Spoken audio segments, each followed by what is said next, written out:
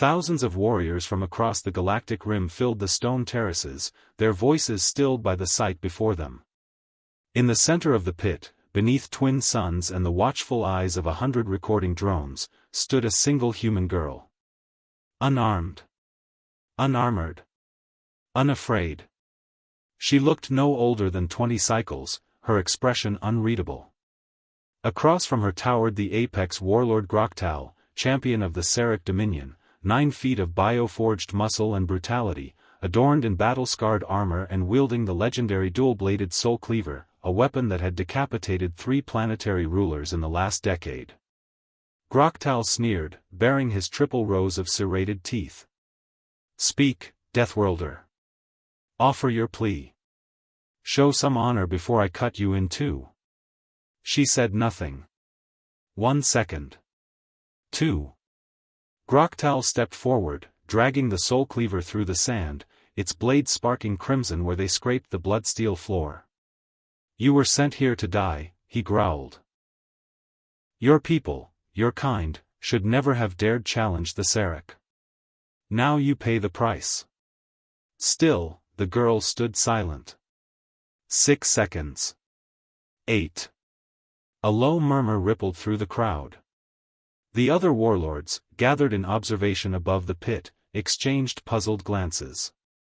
"Is she frozen in fear?" hissed one. "Maybe she doesn't understand," guessed another. "Or maybe," rumbled General Threx of the Kalari brood, "she's calculating."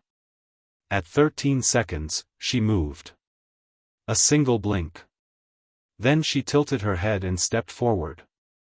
Groktal raised his Soul Cleaver overhead, bellowing a war cry that shook the arena walls. The crowd roared with him, expecting blood. Instead, they got silence. The girl shot forward, faster than any eye could track, and stopped inches from Groktal's massive chest. Her hand moved once, clean and fluid, and closed around the shaft of the Soul Cleaver. The arena went dead quiet. Groktal looked down, confused. He tried to pull back. His arm didn't move. Then, with no effort visible on her face, the girl snapped the Soul Cleaver in half. The sound of breaking alloy echoed like thunder. Half of the weapon clattered to the floor. The other half, still in Groktal's stunned grip, vibrated with tension as if even the metal itself were afraid. "You talk too much," she said, her voice finally breaking the silence. Gasps. Audible gasps from the crowd. Not just for the words, but for the accentless, cold delivery. No rage. No hate. Just truth. Groktal stumbled back. What are you?" She stepped closer, unflinching. "A girl from Earth." "But Earth is a death world." "Yes," she said. "And you just threatened a Deathworlder." With a blur of motion, she spun low, kicked Groktal's knee inward with a crack, and sent him sprawling to the dust. His body hit the floor like a collapsed tower. Before he could rise, she had his head pinned under her boot. The other warlords surged to their feet. The Galactic Council observers began shouting into their comms. "This is a breach of protocol. She's unregistered. This wasn't in the prophecy." She looked up at them, slowly, calmly. "You invited a Deathworlder to a demonstration of force. You got one." Her foot lifted, then stomped down. Not hard.